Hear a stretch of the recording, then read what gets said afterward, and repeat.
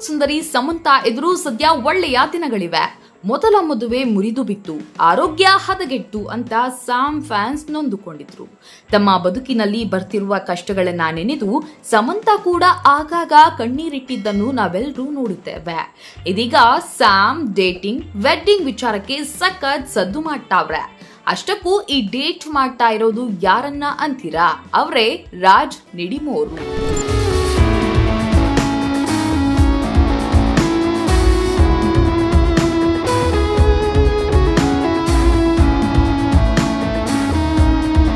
S, the family man web series ನಲ್ಲಿ ಸಮಂತಾಗೆ chance ಕೊಟ್ಟಿದ್ದು ಇದೇ ರಾಜ್ ನಿಡಿಮೋರು.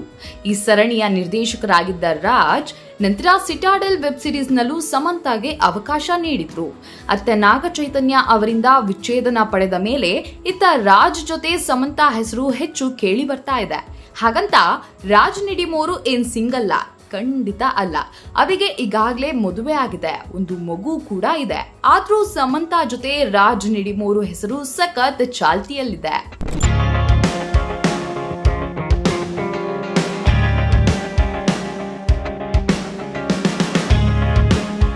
ಇನ್ನು ಮೊನ್ನೆಯಷ್ಟೇ ಸಮಂತಾ ಒಂದಷ್ಟು ಫೋಟೋಗಳನ್ನ ಹಂಚಿಕೊಂಡಿದ್ರು.